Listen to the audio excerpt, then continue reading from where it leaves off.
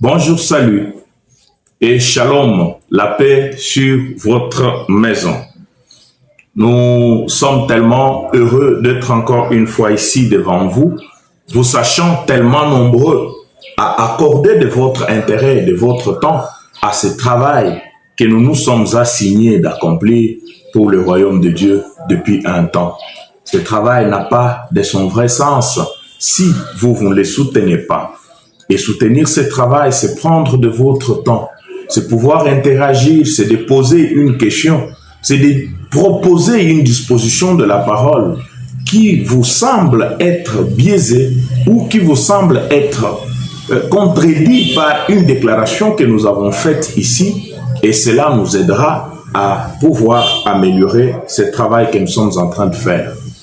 Nous saluons tous ceux qui sont sur l'étendue de la République démocratique du Congo, tous ceux qui sont dans les pays environnants, vous qui réagissez, nous vous sommes tellement reconnaissants. Tous ceux qui sont au-delà de mers et des océans, vous aussi, nous vous saluons dans le parfait nom du Seigneur et Sauveur Jésus-Christ. Nous revenons encore avec notre grand sujet sur les intercessions ou le mystère de l'intercession. Nous avons déjà parlé de l'intercession comme l'action d'intercéder, de solliciter allégeance, de chercher la faveur, demander la grâce auprès du détenteur de cette grâce ou de cette faveur. Et cela, c'est un rôle qui se fait par un avocat, un sacrificateur, un intercesseur. Dans le cas échéant, nous sommes en train de parler du Christ qui s'est élevé comme l'avocat entre la race humaine et les dieux du ciel. Comme Job l'avait voulu en son temps, il attendait la venue du juste, celui qui serait capable de mettre sa main sur un Dieu très saint et une autre main sur un homme pécheur afin de pouvoir faire un pont entre les deux, car la communion étant brisée depuis les forfaits de l'Éden. Et maintenant, nous avons parlé de la définition, nous avons aussi parlé de la borne. La borne dans le temps, quand est-ce que l'intercession commence? Nous avons pris soin de vous signaler que l'intercession n'a pas commencé quand Christ s'est offert à la croix. Nous avons pris soin de vous dire que l'intercession non plus n'a pas commencé dans l'éternité avant la création du monde. Car une disposition de la parole qui parle de l'agneau immolé dès avant la fondation du monde a plongé nombre d'entre nous à croire que l'agneau, dans la pensée éternelle, avait déjà fait l'intercession pour nous. Or, nous avons parlé que l'agneau immolé dès avant la fondation du monde, c'est pas un fait accompli, c'est un programme qu'avait Dieu. C'est une conception du plan de la rédemption. Par la préscience, Dieu savait que l'homme tomberait. Et quand l'homme tomberait, il aurait besoin d'un rédempteur. C'est ainsi qu'il avait pourvu à la venue de cet agneau dès avant la fondation du monde. Mais l'exécution de ce plan s'accomplit sur la terre par l'entremise d'une vierge.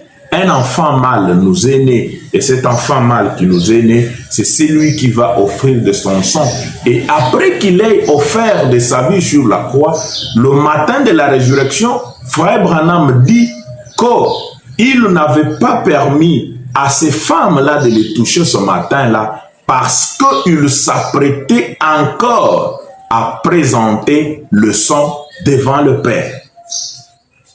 Donc, ce n'est qu'après cette résurrection qu'il a eu le sang qui pouvait lui permettre d'entrer dans la présence de Dieu pour faire cette intercession. Car vous savez, comme Saint Paul l'a dit, que sans l'effusion du sang, il n'y a pas de pardon pour le péché. En ayant parlé ainsi la fois passée, nous avons parlé d'un point qui a suscité de réactions de part et d'autre. Nous avons eu de gens qui nous ont posé des questions à côté, ce qui fait que nous devons revenir sur ce point avant de passer à autre chose. C'était alors quoi? C'est quand nous avons parlé que L'intercession, c'est une phase d'après la mort, la résurrection et l'ascension du Seigneur Jésus-Christ. Mais la vraie version des choses, c'est quand Christ s'est transformé, quand il a quitté la forme de chair pour reprendre la forme de la lumière. Et nous avons dit qu'il nous semble que c'est dans cette forme de Logos qu'il a accompli son œuvre de l'intercession. Et alors, sur cela, il y a eu deux réactions.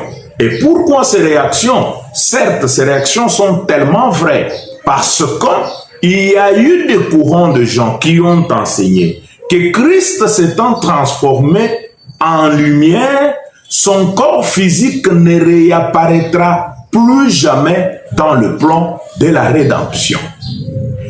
Et déjà, quand nous commençons à toucher à ce point-là, les gens ont tendance à nous catégoriser comme si nous avons dit également ce que les autres ont dit précédemment, que alors, comme il est redevenu la lumière, son corps physique ne réapparaîtra plus jamais dans le plan de la rédemption. Non, la parole n'a pas dit ainsi. Pour vous rafraîchir la mémoire, je crois que c'est dans la prédication, la divinité du Seigneur Jésus-Christ. Frère Branham dit, Dieu fait une rotation qui tend de la lumière à un corps de chair, du corps de chair à la lumière, et ainsi de suite, faisant tout simplement une rotation, et cela a envie de s'approcher de l'homme pour le racheter. Donc, Dieu, selon une mission qu'il s'est lui-même assigné à un temps donné, il a cette possibilité de changer de masque, de changer de forme, de prendre la forme qui lui permet d'accomplir cette mission et de revenir à une autre de son choix. Et cela, c'est sans limite. Il y a encore une disposition de la parole qui dit que Christ, après sa mort, sa résurrection, il était devenu alors Emmanuel loin pour toute l'éternité, et c'est bien lui le dernier lieu du repos de l'Esprit de Dieu, parlant d'un Christ physique. Mais cela ne nous empêche pas de suivre son parcours, voir qu'après ce travail de la croix, après s'être offert lui-même comme un agneau et qu'il soit ressuscité, qu'il soit enlevé, il a encore subi cette transformation que nous avons appelée avec vous la glorification. Et il priait toujours quand il était sur la terre disant « Père, glorifie-moi de la gloire que j'avais auprès de toi. » Et cette glorification est l'opposé du kénossement. Qui le kénossement en lui veut dire un dépouillement de son être, un dépouillement de sa gloire. Pas tout simplement qu'il aurait enlevé juste une gloire et quelques galons sur lui, mais qu'il s'était lui-même transformé en un être inférieur. Et se transformant en un être inférieur, c'était quitter la forme du Logos, la lumière éternelle, la grande colonne de feu, le Fils de Dieu engendré, pour alors entrer dans les temps et prendre un corps de chair. Et comme la fameuse écriture que le prophète a beaucoup exploitée, je suis venu du Père, ou je suis sorti du Père, je rentre au Père. Et il a fait ce syllogisme que je vous ai fait voir la fois passée. C'est si venir du Père, c'était quitter le corps lumière, devenir un corps de chair, rentrer au Père, ce serait faire le mouvement inversant. Ce serait quitter les corps de chair pour redevenir lumière.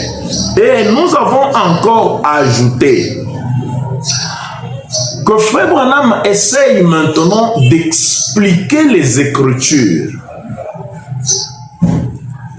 Parce que les gens qui disent que Christ n'est pas redevenu la lumière, c'est parce qu'il y a des dispositions de la parole qui disent que son corps physique est à la droite du Père en train de faire l'intercession. il y a une disposition de la parole que Frère Branham a aussi dit qu'à la croix, Dieu a déchiré son propre fils. Il a récupéré le corps physique et il nous a envoyé l'esprit sur la terre. Et face à toutes ces dispositions-là, venir dire qu'il est redevenu la lumière, et oui, ça devait que susciter la réaction que vous avez donnée. Mais alors, essayez tout simplement de suivre Frère Branham lui-même. Vous verrez que le tableau sera tellement clair pour vous. C'est là que je vous ai pris dans le livre des exposés des âges de l'Église, où le prophète est en train de prendre les 3 Écritures pour en donner la véritable explication. Il a dit, Paul, qu'il a vu par l'esprit de la prophétie, qui est l'esprit de Christ, a dit qu'il est au ciel à la droite du Père, en train de faire l'intercession. Lui-même, dans Apocalypse, il a dit qu'il s'est assis avec son Père sur son trône. Et Frère Branham dit, voyez, l'un dit qu'il est à la droite, l'autre dit qu'il est sur le trône même. Et le 3e témoin qui lui a pris, c'était Jean qui a dit, personne n'a vu le Père, le Fils unique qui est dans le sein du Père, et c'est lui qui l'a fait connaître. Et Frère Branham dit, c'est ça la position que Christ a prise quand il a quitté la terre, et qu'il se soit transformé en lumière. Donc, il n'y a rien de contredisant ou rien de contradiction dedans. C'est seulement que sur l'expression être à la droite du Père, il y a une explication que le prophète lui donne. Voilà comment nous sommes en train d'avancer avec cette étude.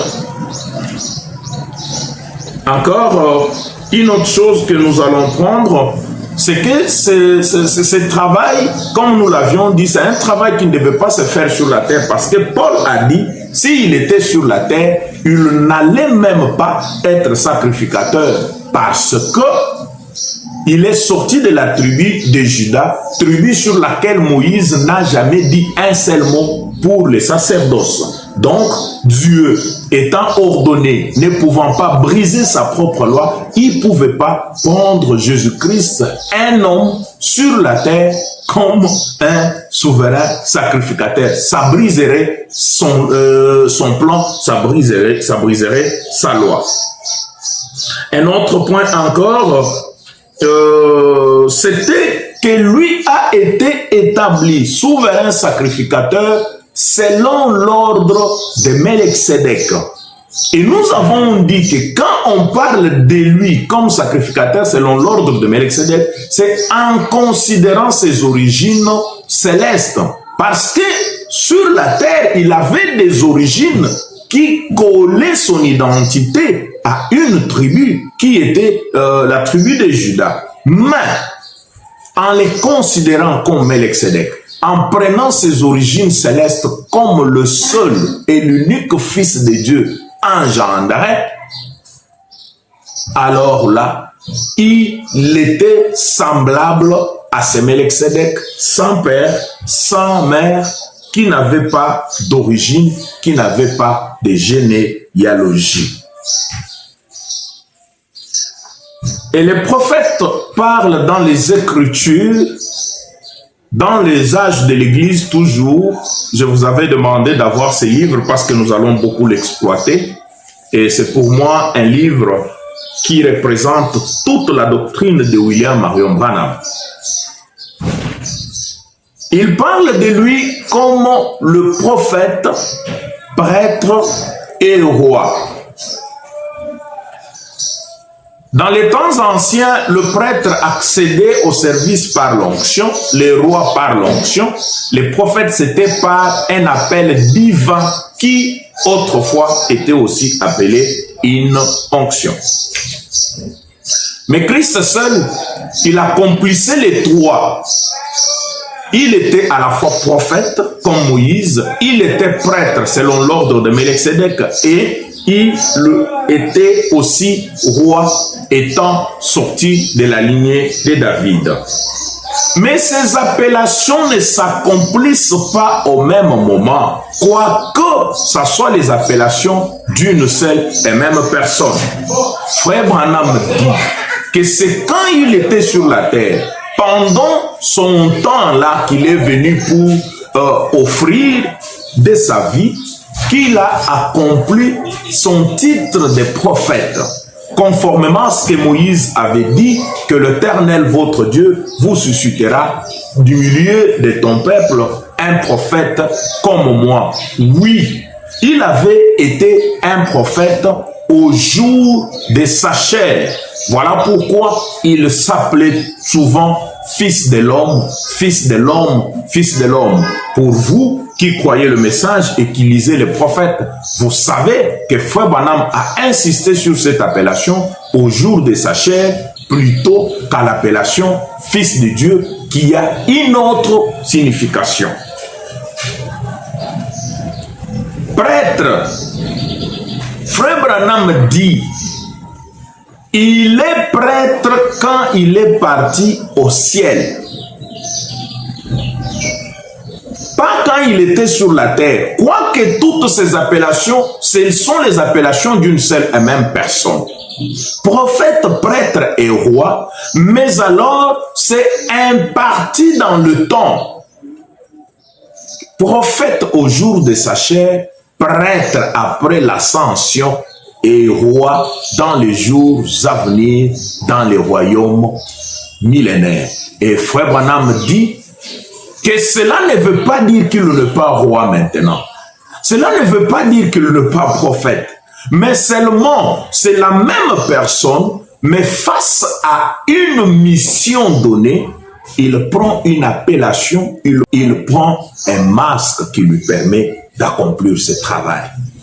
Tout ça, vous allez voir que ce qui est à la base, c'est la divinité du Seigneur Jésus-Christ. Si cette divinité est bien comprise, pour voir comment Dieu change de forme, comment il change de masque, et face à chaque mission, il peut changer, prendre cette forme, prendre ce masque, vous verrez comment toute la Bible est claire. Parce que c'est ça le plus grand problème que nous avons avec les gens.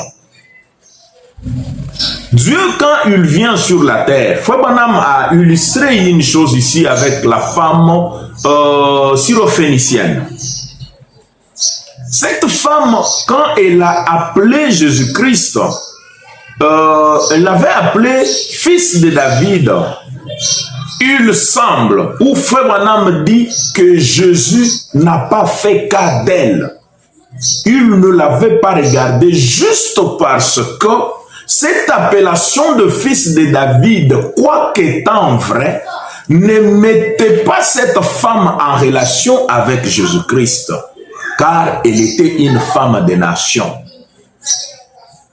Mais quand cette femme des nations a changé d'appellation pour l'appeler Seigneur, ce qui était réellement la position de Jésus-Christ par rapport à l'Église des nations, alors il s'est tourné vers lui. Par moments, nous devons maîtriser ces choses. Mais cela ne veut pas dire que quand cette femme l'a appelé Seigneur, Jésus n'était pas pourtant fils de David. Non, il l'était.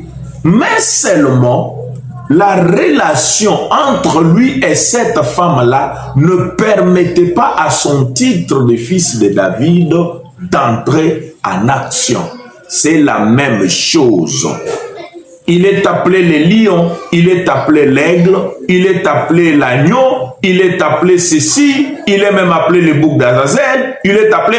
Toutes ces appellations ont leur application. Et parfois, nous prenons les unes pour les autres. Et nous confondons nos partages, nous confondons parfois nos débats. La phase de l'intercession du Seigneur Jésus-Christ en comparaison avec les souverains sacrificateurs, c'est une phase d'après sa mort, sa résurrection et son ascension. Et cela, c'est dans un corps lumière. Frère Branham a dit quelque chose, je ne sais pas si je pourrais retrouver ça. Je ne sais pas si je pourrais retrouver ça. Je vais d'abord lire quelque chose ici. Dans l'Épître aux Hébreux, chapitre 4, prêché le 1er septembre 1957 par William Branham. Je vais lire une citation ici qui va corroborer ce que je dis de sa forme lumière. Au paragraphe 222, le prophète dit ceci. Si vous commettez une faute, c'est à quoi vous êtes sujet. Si vous commettez une faute, vous la corrigerez rapidement. Ne laissez pas le soleil se coucher sur votre colère. Voilà comment vous savez que vous êtes passé de la mort à la vie. Vous avez l'amour, la paix, la joie, la longanimité, la bonté, la patience. Nous avons un souverain sacrificateur qui est au ciel, prêt à intercéder sur base de notre confession. Il pose la question, qu'est-ce? Il répond, c'est lorsque Jésus est retourné au Logos. Nous avons un souverain sacrificateur, prêt à intercéder sur base de notre confession. Ça veut dire quoi? C'est lorsque Jésus est retourné au Logos. La colonne de feu qui conduisait les enfants d'Israël, se tenant en présence de la grande fontaine, l'arc-en-ciel de lumière qui apparut, le sept esprits parfaits, un esprit parfait d'amour. Le Logos qui se tient en présence de cette grande fontaine. Je vais trouver encore quelque chose d'autre pour corroborer cette pensée parce que beaucoup de gens ont réagi sur ça. Comme ça, ça nous donne tous la matière à étudier du côté où vous êtes, du côté où je suis. Toutes vos interventions me font tellement du bien. Au fait, ne vous gênez pas, même si ce que vous pensez être vrai est totalement opposé à ce que nous disons ici. Je prends encore un autre témoignage, toujours dans l'Épître aux Hébreux, cette fois-ci chapitre 2, troisième partie. Je vais prendre depuis le paragraphe 71 au milieu, j'ai lu jusqu'au paragraphe 72. En conséquence, il a dû être rendu semblable en toutes choses à ses frères. Pensez-y, afin qu'il fût souverain sacrificateur, miséricordieux et fidèle dans les services de Dieu.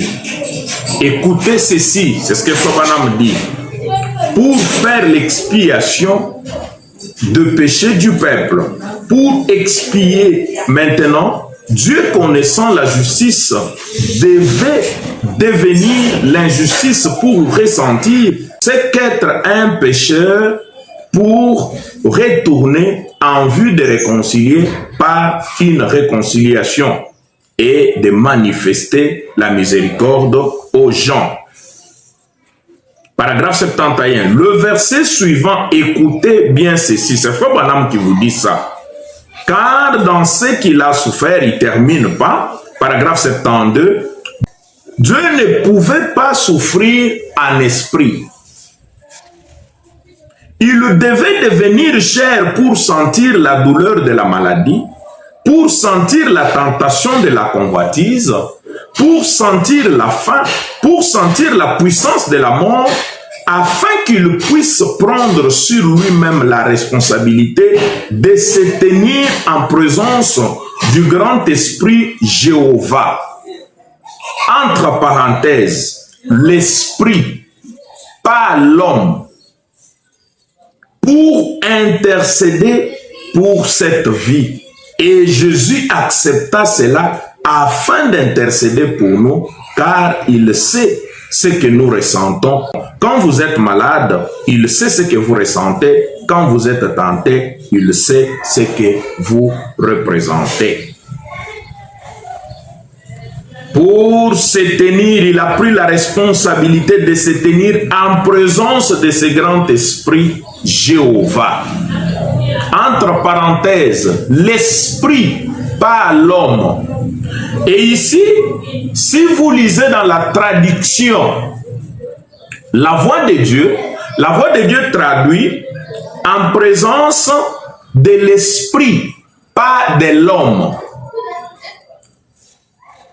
Ça change directement la nuance de la chose.